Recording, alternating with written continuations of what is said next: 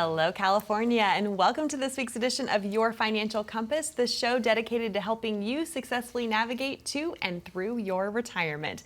I'm your host, Kristen Oakley, and I'm joined by two financial advisors from Bulman Wealth. We have Scott Bulman and Sean McAmoyle.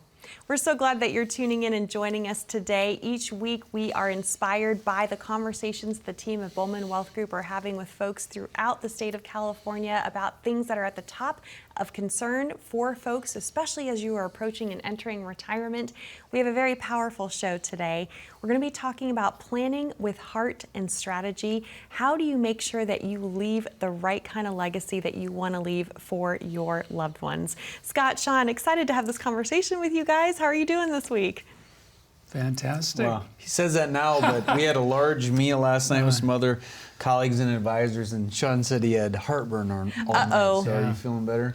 He had a whole roll of Tums, yeah. Oh man, that Mexican food will get drug, you. Yeah. It was, yeah. It So will. he almost didn't make it to the show, but he's here. Oh gosh, well, we're glad you're here. And Well, you always eat, you fill up on chips and... that's right. the problem, Yeah, right? And they're just quesadilla so before dang you- good. Yeah, it was very tasty, but yes, we paid the price. Oh man, well, glad you guys are here today. And I know that, we need to talk about kind of setting up the context for today's show. Estate planning is actually for everyone, no matter how much you may or may not have. I think that's a common misconception. A lot of folks think, oh, I don't need to worry about leaving a legacy. Yep. I don't need to engage in estate planning because I don't have that much. I mean, you hear that objection a lot, don't you? All the time, and I think there's a lot of misunderstandings about it. When you hear trust, you think, oh, you need millions and millions of dollars or some kind of long family line of wealth. And as we're going to talk about today, that is certainly not the case, especially in California. To boil it down to one phrase, if you own a house in California, you need a trust, period. So we'll extrapolate more, but there's a lot of misconceptions we're going to go through today, and some of you might be watching me like, yeah, I probably need a trust. Yeah, for sure. Well, we know that estate planning is something that folks often put off. So if that's been you, if you've kicked that can down the road, let today be the day. Don't procrastinate any further. We're going to walk you through exactly what you need to know as much as possible within the confines of a 30-minute television show, right? But let's start with just the bare bone basics. What is estate planning? How do you all define it? I guess we could boil it to one word: control. I mean, most of us want control of things, especially when it comes to money. So if we kind of expand upon that with control, okay, who gets what? Imagine you have assets, be it a house, be it investments, cash, what have you, possessions. Who gets what? How much do they get? When do they get it? I have kids are 11 and 8. God forbid something happened to my wife and I. Who takes care of them? Ultimately, it's those wishes and the control of those assets that you've built. The trust really helps detail that out, so there's no questions if you're not here, like, well, I'm not sure if he wanted this or she wanted this. It is detailed there. So that is right off the bat, one word: control. Yes. And why does it matter so much regardless of how much you may or may not have? Well, one of the misconceptions, I think, too, is that most people think, well, one, I need to be wealthy to have a trust. Two, I use a trust to avoid taxes. But really, in very, very few cases are trusts designed to mitigate estate taxes. It's really, as Scott said, it's control. And it's one thing that is so important, yet it's so put off. It's no one wants to confront it's not fun to their think mortality. about that. Yeah. It's like Right. Dentist, root DMV, canal, Right. watching DMV. Sean on the show. No. Get my trust done. But Scott mentioned too, something that's so important is the guardianship. If you have minor children, Yes. you really shouldn't be able to sleep tonight. Until you get in this peace, buttoned up. until you get at least the will to name the guardian. Otherwise, the state's going to name who's going to look after your minor children. And then the other thing I'll position is that everyone, we've all either directly, indirectly, or we've heard nightmare stories about people who passed that didn't have their affairs in order, didn't have a will, didn't have a trust.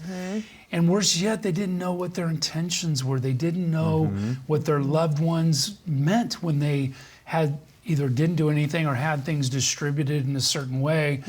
We've worked with so many people that would say, I just wish I knew what my mother or my father meant when they did this.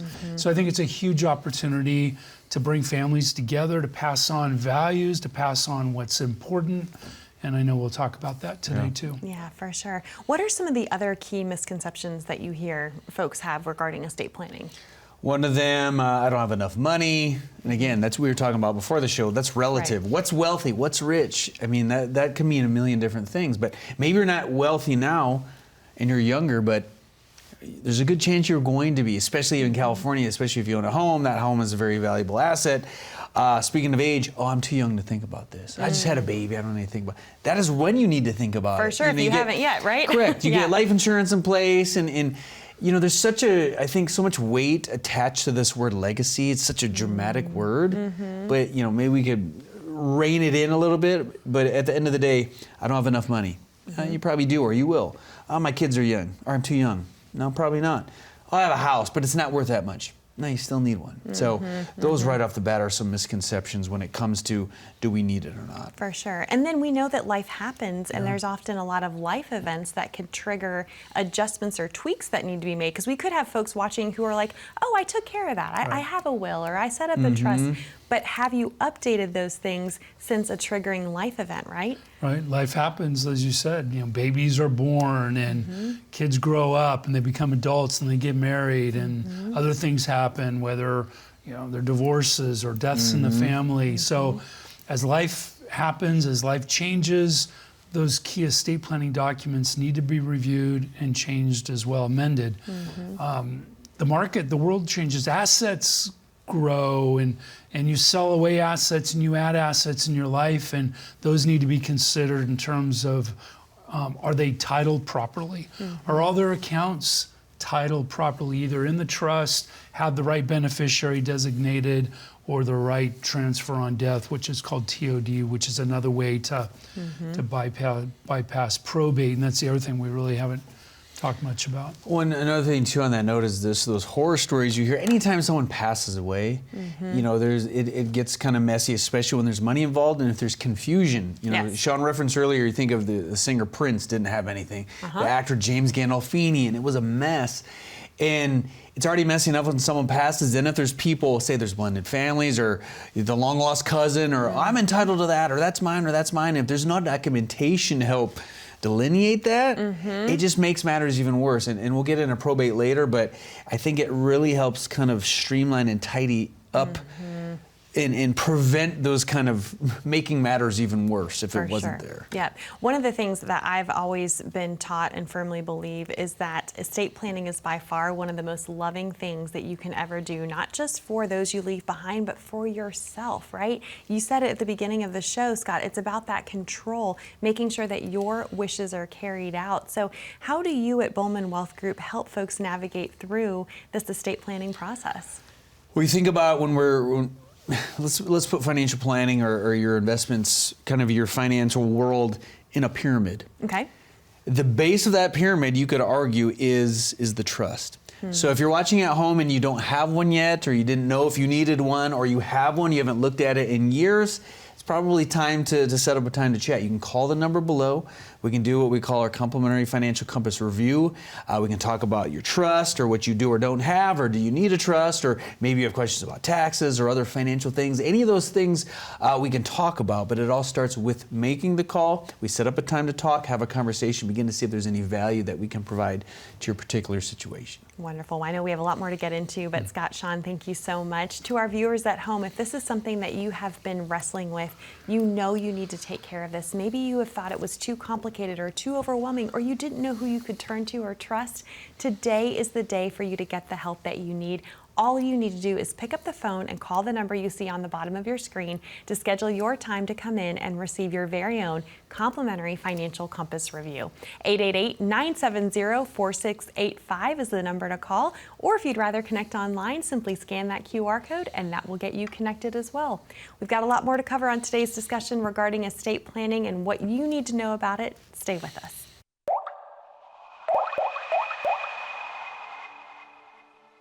I became a financial advisor coming out of the tough times of the tech bubble in the late 90s, early 2000s. Moved to California, uprooted my life, changed everything, and then 9/11 happened the first week in this industry. I was prepared already to help people from tough times coming out of the tech bubble, but what we didn't expect is there were 3 years in a row when I started of the market dropping. That really impacted my whole career. It crafted and created how we manage money. We don't want our clients to ever lose like that. And so everything we do is built on protection. The goal of our practice and the people that we meet with is to remove the fear and uncertainty that we all face. And it goes back to those first years in the market. I was a sportscaster on television. I grew up in Flint, Michigan. In TV, you bounce around, and went to Mississippi and worked at the NBC station there and covered, college football's big, NFL's big, all that stuff. And a guy I knew relatively well in a different state decided to get out of TV, and in this opportunity, I always enjoyed finance and money, and it seemed really exciting. I like to communicate to folks and feel like I can communicate well. It was such a fresh, kind of different career than what I was used to that it was exciting. We go into every meeting with no place to get. We're there to meet with you, to discover your needs, find out where you are at that point, and how we can help you build and craft that plan for the future. Well, welcome back. You're watching Your Financial Compass, brought to you by the team of Bulman Wealth Group. I'm Kristen Oakley here with both Sean and Scott, financial advisors, and we are having a very important conversation today. Really what it boils down is protecting your legacy. We want you to make sure that you have the necessary estate planning in place for you and your loved ones. And I think one of the things that can trip people up when they know they need to engage in estate planning is it's been made out to be very complicated, right? There's lots of lawyers, legalese, just terms, things. People don't necessarily know what they need to have. So let's talk about that now, what folks who are watching need to make sure they have in place. Let's kick it off with you, Scott. I would love for you just to kind of run through what are the essentials that folks need to have in place. One of them is a will. Sometimes people say, well, can I just have a will? And it gets complicated, as any estate planning attorney would say, which I am not. But with that said, a will kind of directs who's inheriting what. Or as Sean was saying earlier, if you pass away, you have minor children, who's the guardians of that? Or who are the guardians of the kids? Powers of attorney, if something happened to you or mom or dad gets old, who's kind of helping lead the way for them after? And that blends right into the healthcare directive where, God forbid, you got into a bad car accident and you lost your capacity. Maybe you had a cognitive impairment and dementia of some sort, and you just cannot make those decisions for yourself anymore. The healthcare directive can, and the power of attorney can help direct that. Or even worse, you get into a situation where you're left in a vegetative state.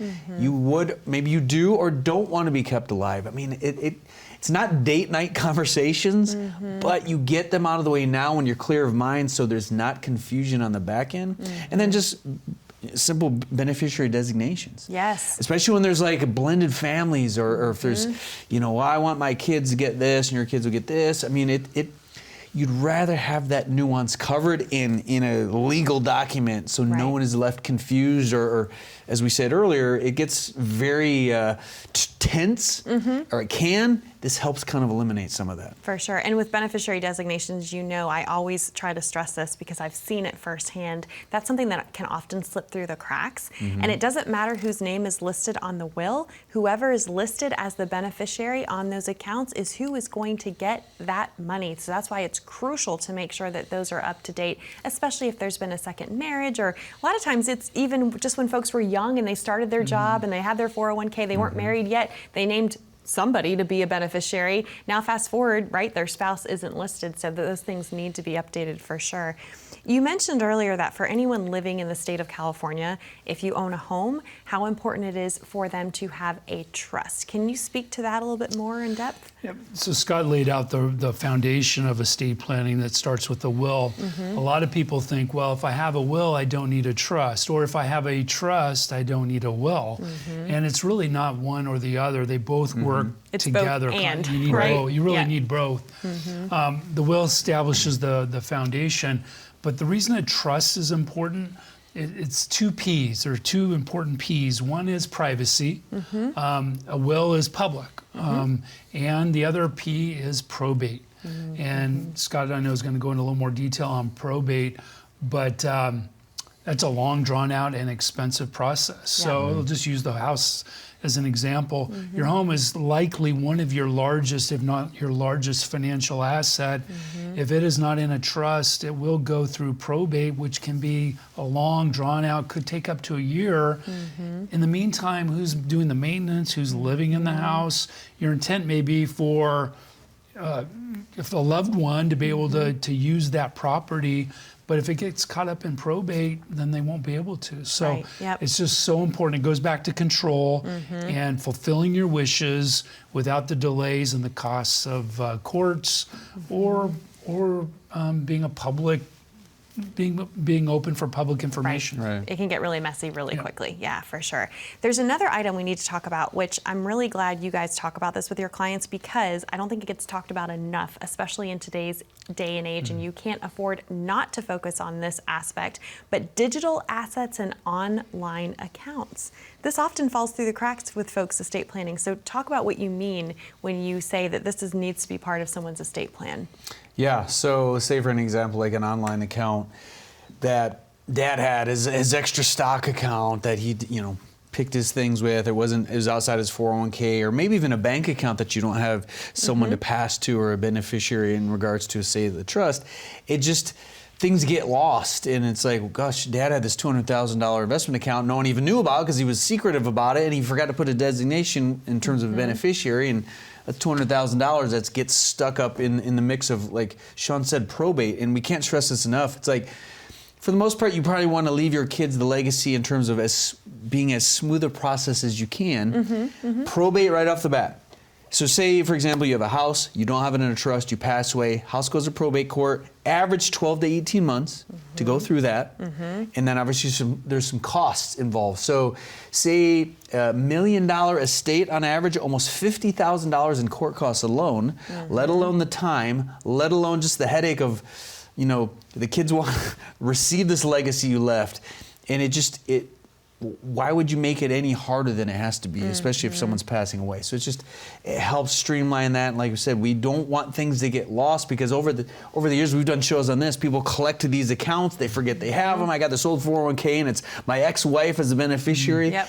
It's nice to sit down as you're doing a trust to take stock of everything you have, or inventory of everything you have, and just make sure everything's in its proper place. Right, no, for sure. Well, again, and it's even something as simple as having passwords to computers and online accounts, right? This is crucial. It is. I mean, think about it. It wasn't too long ago we kept all of our valuable stock certificates, bond certificates in a safe deposit box at the bank. Your kids knew, go down to the local bank, talk to the bank manager, get the safe deposit box open. It is a completely different world now. We're controlled by passwords and logins. We forget our own passwords and logins. How do we expect Sean's is 1, 2, 3, 4, by the way. No. And then crypto, we've had people who have gone out and bought Bitcoin, didn't tell their loved ones, they've lost their login and password. And once that's lost, it can't be retrieved again. So the ramifications are vast, for sure.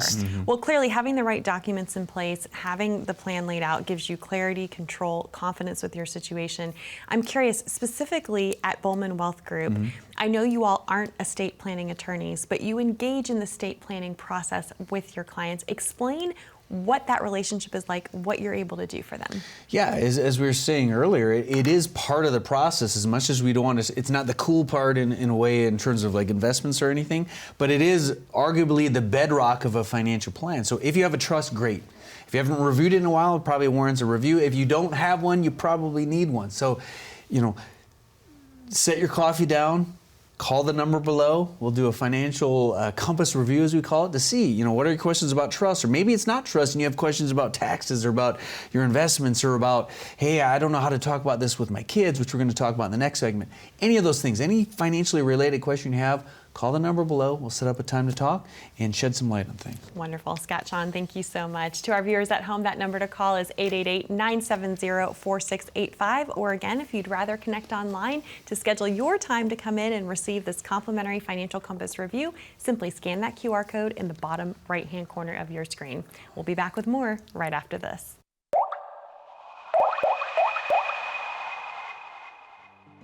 Successful retirement to me is someone who doesn't have to worry about where their next paycheck's going to come from, where the income's going to come from. Are they going to run out of income? Are they going to run out of money? Are they going to meet their financial goals with respect to maybe they want to leave money to their children? Maybe they want to leave money to a philanthropy or a university. Being able to wake up and know the day's an open slate and not having to worry about things. Or say someone's going on a trip with family, they're going to the beach, and if the headline says, the market's down again or something, they're not concerned. Bulman Wealth has my back here. We've got a plan in place. My portfolio is set up in a way that concern is not there. All the pieces fit together like a puzzle. When that all fits together and you can see the peace of mind that gives families, that is a successful retirement.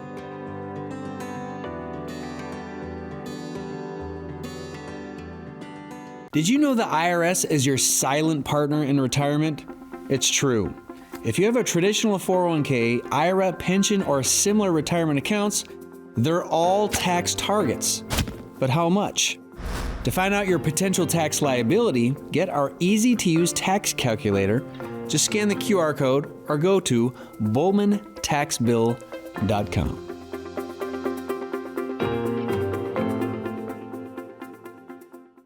Welcome back to Your Financial Compass, where today Scott, Sean, and I are having a very important conversation all about making sure your estate planning is in place, that it's done correctly, so that your wishes can be carried out and so that your loved ones know exactly what it is you want to have happen once you're no longer here. And, you know, this is, again, such a crucial conversation. We've really laid the groundwork so far in today's show of why everyone watching needs an estate plan. Bottom line, if you have something and you love someone, you need to engage in the estate planning process.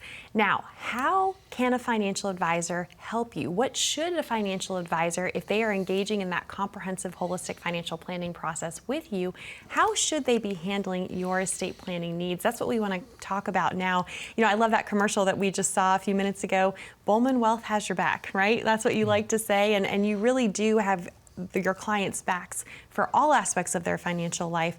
But let's talk about what are some specific things when folks are considering working with a financial advisor to engage in estate planning. What do they need to look for? Well, our show is called Your Financial Compass. We reference it a lot. There are 5 points to the financial compass. The fourth point, before we even talk about investments, is your legacy and your key estate planning documents. So we make that a part of our conversation during our first meeting. And in many cases, that becomes a big gap and very, very important. It's not unusual for us to meet a family that might be in their 70s, that the kids are grown, they've got a lot of assets that they're worried about. Maybe even chronic illness has kind of crept in, so they're kind of dealing with some other health issues. But they've kept putting off, procrastinating the estate planning. We make it as a part of the overall plan. Step one may be addressing some investments or income needs. Step two is we are going to address the key estate planning documents. I like to say we are we're polite. We're politely persistent. Yes. Or we're a polite pest, right? I mean, that's part of our job. Because it's a good thing. We have to drive people to action. Yeah. And when we get it all done, we're in the office and we get those documents notarized, we get the account titles changed, we know that their house has been put in the name of the trust. You can just physically see the stress and anxiety leave their body, and they can go on about their lives knowing that they've got the bases covered. I love that. You're politely persistent because it's the right thing to do. That's how you serve your client's best interests, right? Now, let's talk about philanthropy and gifting, because I know you all work with a lot of charitably inclined individuals, and this can be a huge piece of someone's estate plan. So talk about that. Well, there's always that aspect. Strangely enough, you know, we've heard that story of the woman leaving her cat all the money. Sean's leaving his dog a ton of money. But it's not always in that, you know, strange of a scenario. So the aspect of, hey, maybe you don't have children, and maybe you want to leave say you went to a college somewhere, you want to leave your alma mater money, or a church, or some kind of organization. Those are things that you can lay out in a trust. You can lay it out, hey, they get all this money at once, or maybe they get a certain amount of money over a number of years, or set up some kind of scholarship thing. Those aspects, qualified charitable donations. Did you know that you can take money from your IRA in retirement once you're over 70 and a half and donate it to a charity They don't pay the taxes, and neither did you. Did you know that? That's not just estate planning, that's tax planning too, but that's a whole nother show. But the point is, if we have that charitable element, the trust can really help designate what's going where and why and who it's supposed to go to or who it's not supposed to go to. Now, another huge piece of this is making sure that the whole family's on the same page. And I know that you work with multi-generations. You really strive to build that relationship with, maybe you're working with the parents and you want to bring the children into the conversation, or you're working with adult children and they want to bring their parents in the conversation. Talk about that. Well, it's one thing to get all the legal documents put in place. It's another to think about how or if and when do you want to communicate your plans to your family. And it really begins in some other areas of their financial life. Part of it is we work with the children of our clients. We help prepare them. We know the assets our clients have and how much, if we're doing our job right, is going to get passed on to the next generation. We talk about, are your children, even if they're adult children, are they prepared and educated financially to assume the responsibility of potentially a lot of money? And are they going to be able to be good stewards of those assets, kind of aligned with the values that the family had when they created the sacrifice that they went through when they created that wealth?